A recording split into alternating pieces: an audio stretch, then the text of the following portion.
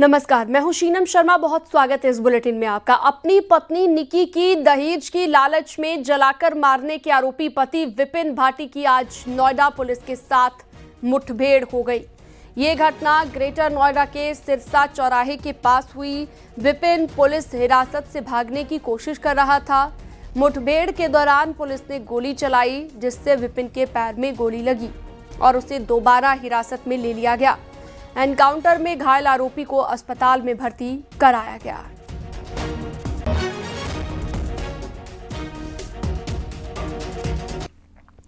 Greater Noida police के ADCP Sudhir Kumar की तरफ से बताया गया है कि निक्की को जलाने वाली बोतल रिकवरी के लिए आए थे। ये 3 तस्वीरें इस वक्त आप देख रहे हैं। विपिन का एनकाउंटर हुआ भागने की जब वो कोशिश कर रहा था, जिसके बाद अब उसे अस्पताल में भर्ती करवा दिया गया है।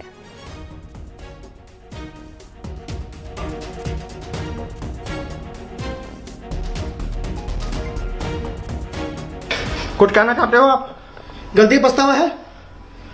गलती का पछतावा है आपको? मुझे नहीं मैंने मारी है। हाँ। ना मैंने कुछ किया है, अपने आप मरी है। हाँ। अच्छा। और आप पहले भी मारपीट करते थे उससे? मियाँ बीवी में हर सगर लड़ाई होती रहती है, ये कोई आम बात नहीं है। अच्छा। और वो अपने आप लगाई? बस मुझे और कुछ नहीं पता ना। पछतावा है? नहीं, हाँ बहुत पछतावा है। बच्चा बाइक चली गई। बच्चा भी 5 साल का।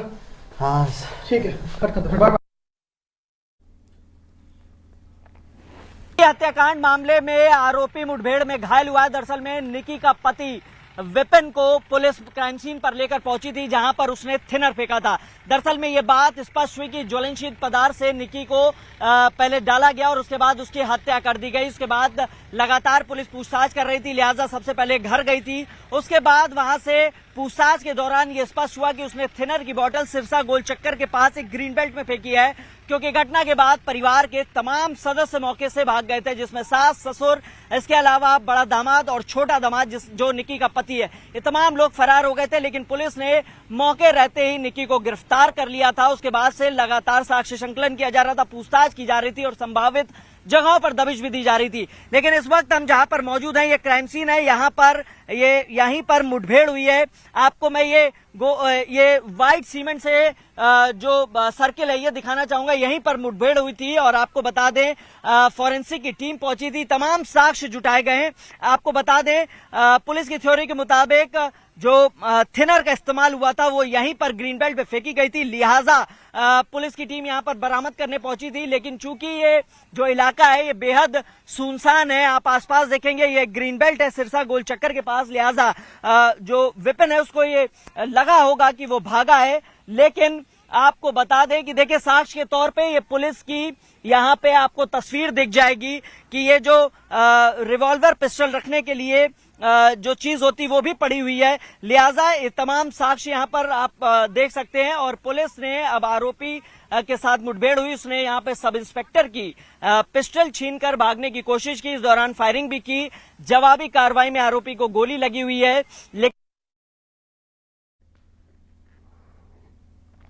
ग्रेटर नोएडा पुलिस के एडीसीपी सुधीर कुमार ने बताया कि निक्की को जलाने वाली बोतल रिकवरी के लिए वो आए थे, लेकिन विपिन ने इसी के दौरान दारोगा की पिस्टल लेकर फरार होने का प्रयास किया और पुलिस पर फायरिंग की। जवाबी कार्रवाई में पुलिस ने एनकाउंटर किया। इसके बाद उन्होंने बताया कि पुलिस ने थिनर बरामद किया है, जिससे मृतिका को विपिन ने जलाया था। देखिए 21 तारीख को जो घटना घटित हुई थी, जिसमें थाना कासना पे सूचना प्राप्त हुई थी कि एक व्यक्ति ने अपनी पत्नी को अपने परिवारजनों के साथ मिलकर जलाकर हत्या कर दी है। उस सूचना पे तत्काल मुकदमा पंजीकृत कर पुलिस ने अपनी कार्रवाई शुरू कर दी थी। पति को हिरासत में लिया गया था। पूछताछ के दौरान उसने बताया था कि जिस ज्वलनशील पदार्थ से उसने महिला की हत्या की थी, यानी अपनी पत्नी की, उसकी बोतलें उसे यहाँ पे फेंक दी थी। उसकी रिकवरी को लिए पुलिस उसे लेके आई थी।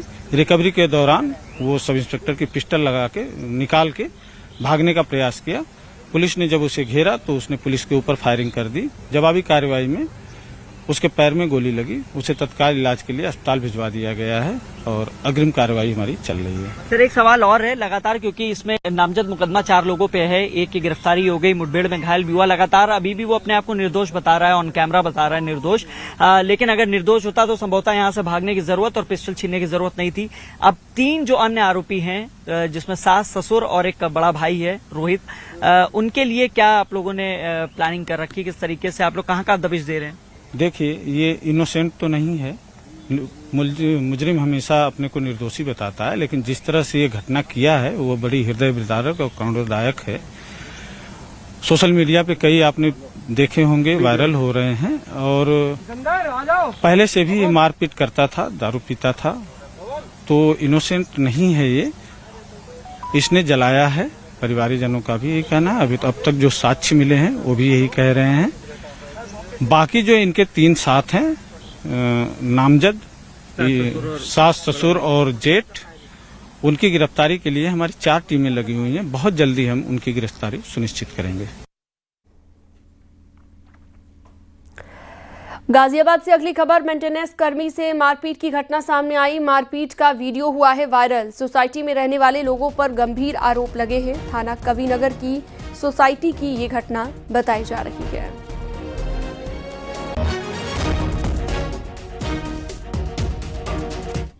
आगरा में दवा व्यापारियों के ठिकानों पर छापेमारी के मामले में बड़ा एक्शन हुआ है। दवा व्यापारी पर ड्रग विभाग की टीम को 1 करोड़ की रिश्वत देने की कोशिश करने का आरोप लगा है, जिसके बाद टीम ने 1 करोड़ रकम के साथ व्यापारी को पुलिस के हवाले कर दिया, जिसकी सूचना इनकम टैक्स डिपार्टमेंट की टीम को भी दी गई है।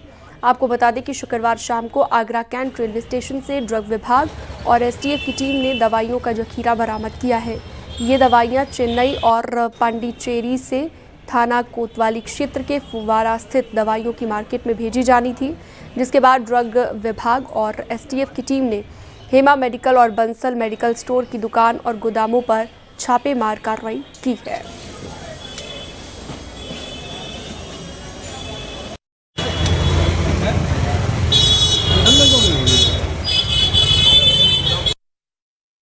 नकली दवाओं का कारोबार बड़े स्तर पर उत्तर प्रदेश में आ रहा है, जिसके अंदर आगरा जो है मेन रूप से फाइंड आउट हो रहा था। उच्च अधिकारियों के द्वारा एक संयुक्त टीम का गठन किया गया, जिसमें एसटीएफ को और ड्रग विभाग की तरफ से मेरे को नामित किया गया। हम लोग पिछले एसटीएफ के साथ मिलकर पिछले 15-20 दिन से इसकी एक पूरा जो मॉड्यूल था उसके ऊपर हम काम कर रहे थे। जब हम लोगों को ये कंफर्म हो गया कि कौन कौन लोग इसके अंदर इन्वॉल्व हैं, तब ये छापेमारी प्रारंभ की गई, जिसके अंदर मैं मुख्य रूप से बंसल फार्मास्यूटिकल्स, बंसल और आपका हेमा मेडिकोज के नाम ऊपर के सामने आए।